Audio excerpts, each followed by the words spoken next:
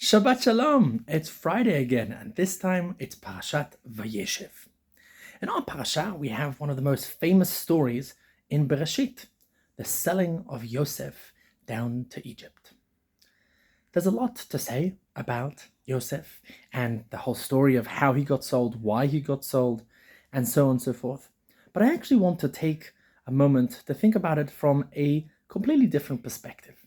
And this idea I actually got from my teacher, Rav Yoel bin Nun. Each one of the forefathers, one of the Avot, Abraham, Jacob, and Abraham, Yitzchak, and Yaakov, right? Abraham, Yitzchak, and Yaakov, Abraham, Isaac, and Jacob, all had more than one son. And the question is, who will continue the family tradition, the monotheistic ideology? Who will be, in many ways, the heir to this ideological baton to pass down throughout the ages? So Abraham has two sons, Yitzchak and Ishmael. Yitzchak continues the path, and Ishmael is cast out. Yitzchak has two sons, Yaakov and Esav. Yaakov continues on the path, and Esav is cast out. Yaakov comes along, and he also has more than one son. Now the question is, who's going to continue? In many ways, you also have a bit of a split. You have Rivka, you have Rachel and Leah, right? You have the two wives, the two main wives, and the other wives and their children kind of are in those two camps. You have Rachel and her son Yosef, and you have Leah and her sons, especially Reuven, Shimon, Levi, Yehuda, and so on and so forth. Who will be the main heir to Yaakov's throne, to Yaakov's ideology? Now, the brothers between them also have their own issues. We see that Yosef is annoying. Yosef causes trouble, stirs up the family pot, and the brothers decide to get rid of Yosef. And Yosef is unfortunately thrown into the pit and then taken out and sold down to slavery, sold down to Egypt. And Yaakov doesn't know what happened to him. Taraf Yosef. Yosef has been devoured up, and indeed there is much sadness and grieving. But what do you think Yosef thought of this whole story? So we don't know. Yosef never describes exactly his own feelings regarding this whole episode. We see that indeed later on, when the brothers do come down to Egypt to gather food and to try and help their family, Yosef will interact with them, and we'll see at the very end Yosef saying, "It was all mishamayim, it was all from heaven, that God sent me down here so that I could provide for you in the future." So there is that kind of retroactive kind of looking at this through rose-tinted lenses. But in the moment, what did Yosef think? So my Rav Yoel bin Nun notes that Yosef has two sons, right? Ephraim and Menashe. Or rather, should I say Menashe and Ephraim. His eldest is Menashe.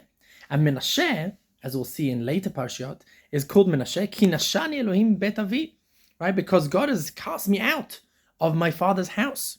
And Ephraim is because I have succeeded, from the word lifrot, to flourish. I have flourished in Egypt. Says my teacher Rav Yoel bin Nun, from the name Menashe we can see a little window into Yosef's mentality. Yosef thinks that it's over. He's the one that's being cast out. He is the Yishmael, or the Esav, who is now being cast out. The house of Rachel is finished, and the house of Leah, they are the true heirs to Yaakov's throne. Indeed, there is an element that Yosef might feel his father might have been in on this plot.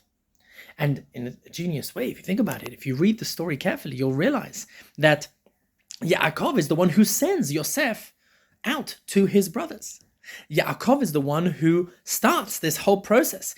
And we know that Yaakov didn't have any intention of causing anything bad to Yosef. But all Yosef knows is that my father one day calls me in and says, "Go to your brothers." I arrive at my brothers and I'm sold out of the family. Maybe my father was also part of this whole story. Only later on, at the end of the story, in Parashat Vayigash, when Yehuda turns to who he doesn't know is Yosef, but turns to the Egyptian viceroy who's causing them trouble and explains, my father had two sons from his wife Rachel. One of them is Binyamin, who they're discussing at the time, and one of them, Yosef, he didn't know what happened and he's been mourning him since ever, and if we don't bring back this son, then this will be even worse for him. And suddenly Yosef hears, wait a second, my father still loves me. My father is still mourning for me. My father was not part of this whole plan. My father was not part of this whole project to kick me out of the family. Ha'od avichai, do I still have a living father? And then that, says Rabbi Yoel ben Nun, is the moment when Yosef breaks and says, okay, then this must have been a whole big misunderstanding, and now we've got to fix this and bring Yaakov down, and he reveals himself to his brothers, and then there's that whole reconciliation. What is the message from this whole story? I think the message here potentially is the smallest misunderstandings can have such huge ramifications throughout history and in our own personal lives. Yosef must have been sitting in his jail cell in slavery, and the different stages that he went through. He was in and out of the pit for a while. And he probably was thinking it all through, and it all made logical sense. My dad sent me to my brothers. My brothers sold me to slavery. I kept coming to my dad with my own dreams. My dad kept shooting them down. Maybe my dad does not love me. Maybe my dad needed to get rid of me. It makes sense. It holds true. This conspiracy theory was actually pretty logical. It's only when Yosef finds out the truth at the end does he realize, wow, my whole life has been a lie. I've been misjudging my father this whole time. Maybe things are not as I thought they were.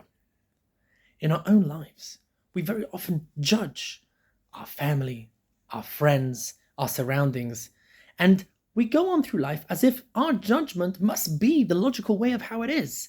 I saw him do X, so he must be doing it for this reason, for X reason, for Y reason. He must hate me. He must not like me. He must despise me. He must want the worst for me. And very often, that's just not the case. It's a misunderstanding.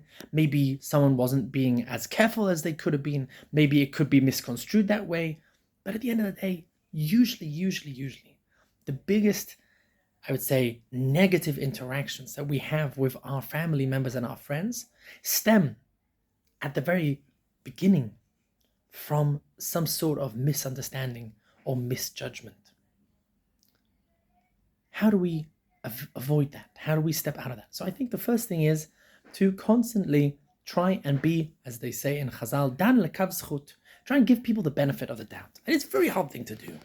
And sometimes we feel like we might be kidding ourselves. But to a certain degree, keep an open mind. Hey, maybe I've got the situation all wrong. Maybe I'm in my own echo chamber. Maybe I'm in my own mind. I sometimes like to do this experiment. If you walk through the streets and you think of how is everybody seeing me, then you're going to feel very self-conscious, and you're going to see every single glance or every single person walking by, you're going to take it very personally. But then just remember that each one of them is in their own mind, is in their own world, and they might be thinking, how do people see them? They haven't even noticed you. They didn't even think about you. They might be looking right at you, but they're not even seeing you. They're thinking of something that they got to do in 5 minutes. By realizing that we're not the center of the attention, by realizing that maybe there's more going on here, maybe my father sending me down to my brothers had nothing to do with my own personal future, should say Yosef. Maybe that was nothing to do with this. Maybe this was all a big misunderstanding, a big mistake. Hopefully, if we can start to think outside the box and keep a broad, from on high thinking, maybe let's judge people favorably. Maybe let's try and assume that it was not malevolence, but a mistake. Maybe it was not on purpose. It was just lack of being careful, someone not, noticing. If that is something that we are able to work into our own lives, I'm sure that our own personal relationships will be a lot happier and healthier.